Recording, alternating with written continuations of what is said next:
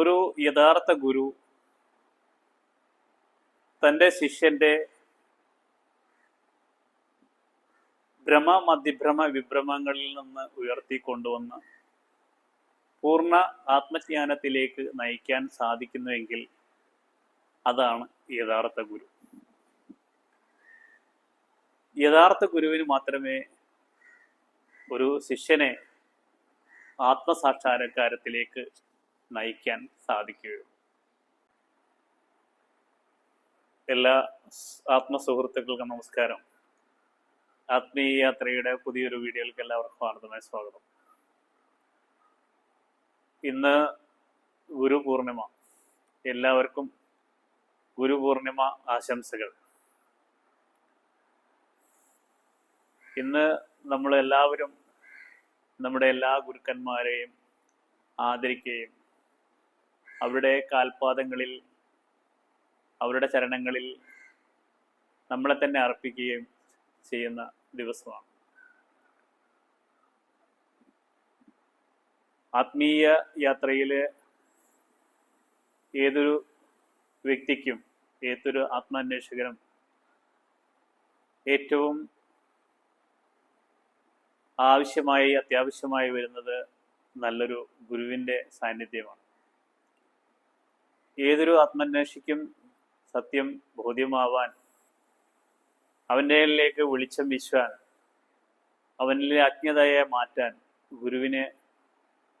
ഗുരുവിൻ്റെ സാന്നിധ്യം ഇല്ലാതെ സാധിക്കില്ല എന്ന് തന്നെയാണ് സത്യം. ഗുരു എന്ന് പറഞ്ഞാൽ ആരാണ്?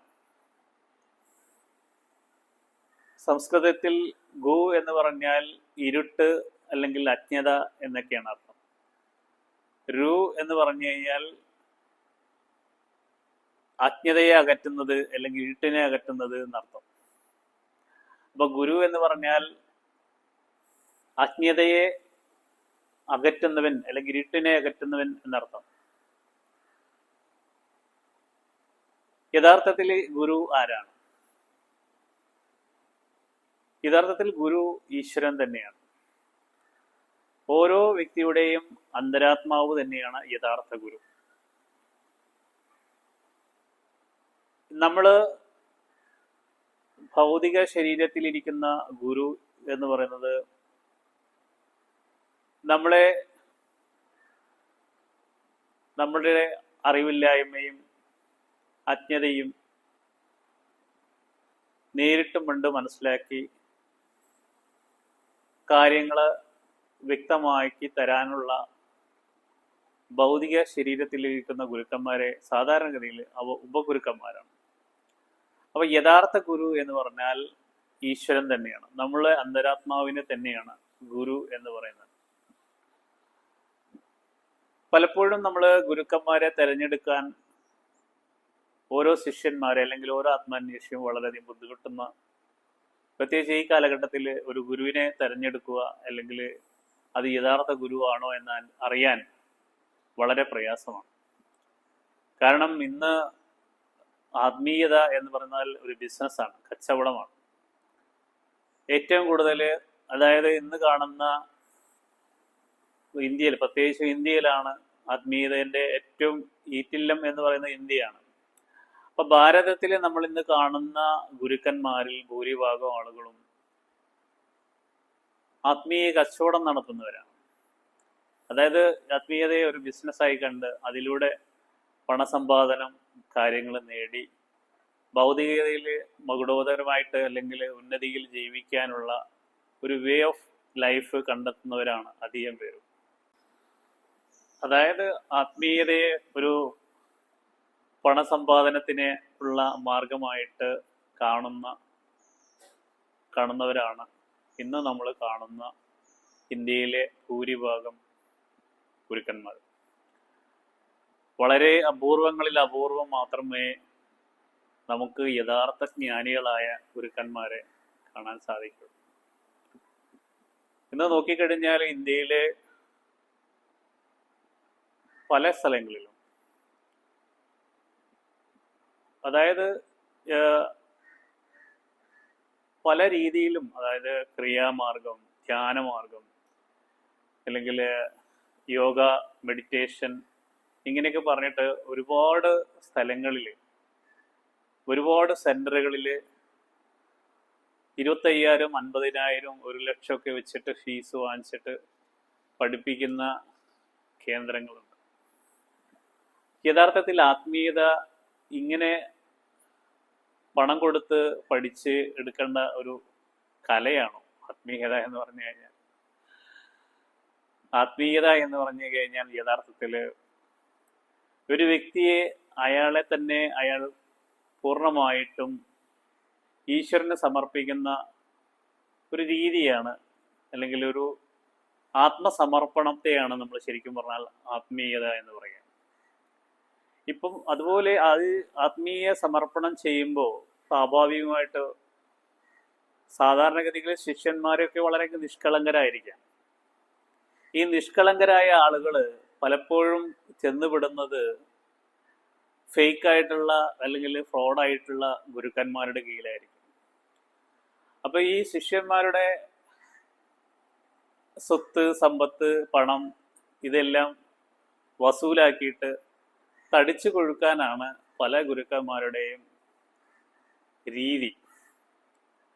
അത് നിങ്ങൾക്ക് നല്ല ഓപ്പണായിട്ട് കണ്ണു തുറന്ന് നോക്കിക്കഴിഞ്ഞാൽ പല സ്ഥലങ്ങളിലും നടക്കുന്നത് ഇതാണ്. ഞാനതിനെ വിമർശിക്കുകയല്ല, പലപ്പോഴും നമ്മൾ കാണുന്നതിനെ പറയുന്നത് മാത്രം. അതുപോലെ നിങ്ങൾ നോക്കിക്കഴിഞ്ഞാൽ യഥാർത്ഥ ഗുരുക്കന്മാരുടെ ശിഷ്യബലം അല്ലെങ്കിൽ എണ്ണം തുലവും കുറവായിരിക്കും. അതായത് നല്ലൊരു ആത്മജ്ഞാനിയായ ഗുരുവിൻ്റെ കീഴിൽ ചിലപ്പോൾ 1, 2 അല്ലെങ്കിൽ ഒരു 10 ശിഷ്യന്മാരെ കാണുള്ളൂ. എന്നാൽ ഈ കച്ചവടം ചെയ്യുന്ന ഗുരുക്കന്മാരുടെ കീഴിൽ, ആത്മീയ ബിസിനസ്സായി ചെയ്യുന്ന ആളുടെ കീഴിൽ ലക്ഷക്കണക്കിന് അനുയായികളെ കാണും. അവരുപയോഗിക്കുന്ന ചെപ്പടി വിദ്യകളും മറ്റും ആണ് ഇവര്, അതായത് കുണ്ടലിനി ഉണർത്തിത്തരാം, അല്ലെങ്കിൽ അതീന്ദ്രിയമായ കഴിവുകൾ നേടിത്തരാം, 3-ാം കണ്ണ് തുറന്നു തരാം, തേർഡായി ഓപ്പണാക്കി തരാം, ഇങ്ങനെയൊക്കെയുള്ള വാഗ്ദാനങ്ങൾ കൊടുത്ത് ശിഷ്യന്മാരെ ആകർഷിക്കുന്ന രീതിയാണ് പലപ്പോഴും ഈ ഗുരുക്കന്മാരെ എന്ന് വിളിക്കുന്നവർ. ഗുരുക്കന്മാരെ എന്നവരെ പറയുന്നതിൽ ഞാൻ വിളിക്കുന്നില്ല അങ്ങനെ ഉള്ള ആളുകളെ. അവർ ചെയ്യുന്ന ഇതാണ്. യഥാർത്ഥത്തിൽ ഒരു സത്യാന്വേഷി, യഥാർത്ഥ ആത്മസമർപ്പണം ചെയ്തൊരു സത്യാന്വേഷിയെ സംബന്ധിച്ചിടത്തോളം അയാളുടെ ഗുരു അയാളുടെ ഉള്ളിലുള്ള അന്തരാത്മാവ് തന്നെയാണ്. പൂർണ്ണമായിട്ടും തന്നിൽ സമർപ്പിച്ച ഒരു വ്യക്തിക്ക് ഇനി പുറമേ ഒരു ഫിസിക്കൽ ബോഡിയിൽ, ഒരു ഭൗതിക ശരീരത്തിൽ ഇരിക്കുന്ന ഒരു ഗുരുവിനെ കിട്ടിയിട്ടില്ലെങ്കിലും പൂർണ്ണമായിട്ടും ഭയഭക്തിയോടുകൂടി പൂർണ്ണമായിട്ടും തൻ്റെ അന്തരാത്മാവിൽ സമർപ്പിച്ചാൽ മതി അയാൾക്ക് യഥാർത്ഥ ഗുരുവിനെ കിട്ടി എന്ന് തന്നെ പറയാം. നമ്മളുടെ ഗുരുവാണി എന്ന് പറഞ്ഞാൽ ഈശ്വരൻ തന്നെ നമ്മളിലൂടെ മൊഴിയുന്ന ഒരവസ്ഥ അപ്പോഴും സംജാതമാവും. നമ്മൾ പൂർണ്ണമായിട്ടും സമർപ്പിച്ചവരാണെങ്കിൽ തീർച്ചയായിട്ടും നമുക്ക് ഈശ്വരൻ അല്ലെങ്കിൽ നമ്മുടെ അന്തരാത്മാവ് തന്നെ നമ്മോട് സംസാരിക്കുന്ന രീതിയിലേക്ക് ഉണരും. അപ്പോൾ ശരിക്കും പറഞ്ഞാൽ അങ്ങനെയുള്ള ഒരു ആത്മസമർപ്പണമാണ് ഓരോ വ്യക്തിയും സത്യാന്വേഷിയും ചെയ്യേണ്ടത്. ഇനി നമ്മൾ നോക്കുക, പലപ്പോഴും നമ്മുടെ സത്യ അന്വേഷണ മാർഗം പൂർണ്ണമായും 100% സമർപ്പണം, 100% സറണ്ടർ ആണെങ്കിൽ, അല്ലെങ്കിൽ 100% സത്യമാണെങ്കിൽ നമ്മുടെ മുന്നിൽ ഈശ്വരൻ ഗുരുവായിട്ട് അവതരിക്കും എന്നാണ് ഞാൻ മനസ്സിലാക്കിയിട്ടുള്ളത്. ഒരു ശിഷ്യൻ പോലും, ഈ ഭൂമിയിലെ യഥാർത്ഥ അന്വേഷകൻ, അവൻ്റെ ഗുരുവിനെ അവൻ അന്വേഷിച്ച് നടക്കേണ്ട ആവശ്യകത പോലും ഇല്ല. കാരണം നമ്മളല്ല ഗുരുവിനെ അന്വേഷിച്ച് കണ്ടെത്തേണ്ടത്. യഥാർത്ഥ ഗുരു ഈശ്വരൻ തന്നെയാണ്. ആ ഈശ്വരൻ നമ്മുടെ മുന്നിൽ, നമ്മുടെ അന്വേഷണം 100% സത്യസന്ധതവും സമർപ്പണവും ആണെങ്കിൽ ഒരു ഫിസിക്കൽ ബോഡിയിലുള്ള ഗുരുവിലൂടെ അത് നമ്മളെ മുന്നിൽ മാനിഫെസ്റ്റ് ആവും, പ്രത്യക്ഷപ്പെടും. അതാണ് യഥാർത്ഥ ഗുരു. അതായത് ശിഷ്യൻ അന്വേഷിച്ച് കണ്ടെത്തുന്ന ഗുരുവല്ല യഥാർത്ഥ ഗുരു. ശിഷ്യനെ കണ്ടെത്തുന്ന ഗുരുവാണ് യഥാർത്ഥ ഗുരു. അതായത് ഈ ശിഷ്യന്റെ മുന്നിൽ അയാളുടെ സമർപ്പണത്തിന്റെ ഫലമായിട്ട് ഈശ്വരൻ തന്നെ അവതരിക്കുന്നതാണ് യഥാർത്ഥ ഗുരു. അങ്ങനെ കിട്ടുമ്പോഴാണ് പൂർണ്ണമായിട്ടും ആ ശിഷ്യൻ ആത്മജ്ഞാനത്തിന് പാത്രമാവുകയും ആത്മജ്ഞാനം ലഭിക്കുകയും ആത്മസാക്ഷാത്കാരം സംഭവിക്കുകയും ചെയ്യുക. അപ്പോൾ ഞാൻ പറഞ്ഞു വരുന്നത്, നമ്മൾ ഒരിക്കലും ഗുരുവിനെ അന്വേഷിച്ചിട്ട് തലങ്ങും വിലങ്ങും അന്വേഷിച്ച് നടക്കേണ്ട ആവശ്യകതയില്ല. മറിച്ച് നമ്മളെ തന്നെ പൂർണ്ണമായിട്ടും ഈശ്വരനിൽ സമർപ്പിക്കുക ആണ് ചെയ്യേണ്ടത്. അപ്പോൾ ഈ ഗുരു നമ്മളിലുള്ള അന്തരാത്മാവ് ഗുരുവായിട്ട് വിളങ്ങുകയും ഇനി ഉപഗുരുവായിട്ട് നമുക്ക് ഫിസിക്കൽ ബോഡിയിലുള്ള ഒരു ഗുരുവിനെ ലഭിക്കുകയും ചെയ്യും. ഇത് പറയാൻ കാരണം, നമ്മുടെ ഇന്നത്തെ കാലഘട്ടത്തിൽ പലപ്പോഴും ആളുകൾ എത്രയോ പണം ചെലവഴിച്ചിട്ടാണ് ആത്മജ്ഞാനത്തിന് വേണ്ടിയിട്ട്, ആത്മസാക്ഷാത്കാരത്തിന് വേണ്ടിയിട്ടൊക്കെ അവൻ്റെ സ്വത്ത് മുഴുവൻ എഴുതി കൊടുക്കും ഗുരുക്കന്മാർക്ക്. അല്ലെങ്കിൽ അവൻ സമ്പാദിച്ച പണം മുഴുവനും അവർക്ക് എഴുതി കൊടുക്കും. അതൊന്നും ചെയ്യേണ്ട ആവശ്യമില്ല. ഗുരു എന്ന് പറഞ്ഞു കഴിഞ്ഞാൽ അത് പിന്നെ ചില ആളുകളുണ്ട്, അവരുടെ പൂർണ്ണമായിട്ടും എല്ലാ സ്വത്ത് സമ്പത്തും ദാനധർമ്മങ്ങൾ ചെയ്ത് പൂർണ്ണമായിട്ടും എനിക്ക് എൻ്റെ കൈ ശുദ്ധമാണ് എന്ന് കാണിക്കാൻ വേണ്ടി ചെയ്യുന്നവരുണ്ട്. അത് വേറെ തരത്തിൽ. അല്ലാതെ തൻ്റെ സ്വത്തും സമ്പത്തും എല്ലാം കൊണ്ട് ഗുരുവിൻ്റെ കാൽക്കൽ വെച്ച് എനിക്ക് ആത്മജ്ഞാനം തരൂ എന്ന് പറയുന്നത് വിഡ്ഢിത്തരമാണ് എന്നർത്ഥം.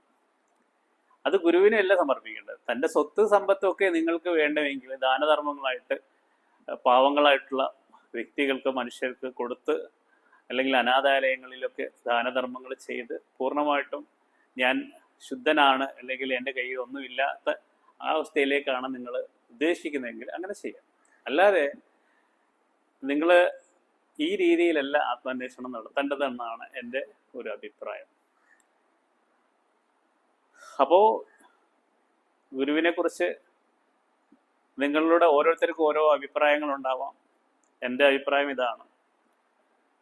അപ്പോൾ ഞാൻ പറയുന്നത് ഇത്രയേ ഉള്ളൂ. ഗുരുവിനെ സത്യസന്ധമായിട്ട് ആത്മജ്ഞാനിയായ ഗുരുവിനെ ഒരു ശിഷ്യന് ലഭിക്കുന്നതാണ് അവൻ്റെ ജീവിതത്തിൽ ആത്മാന്വേഷണത്തിൽ അവന് ലഭിക്കാവുന്ന ഏറ്റവും വലിയ നിധി എന്ന് പറയാം. ഇത്രയും പറഞ്ഞുകൊണ്ട് ഈ ഒരിക്കൽ കൂടി ഗുരുപൂർണിമ ആശംസകൾ നേർന്നുകൊണ്ട് എല്ലാ ഗുരുക്കന്മാർക്കും ഒരിക്കൽ കൂടി ചരണാർപ്പണം സമർപ്പിക്കുന്നു.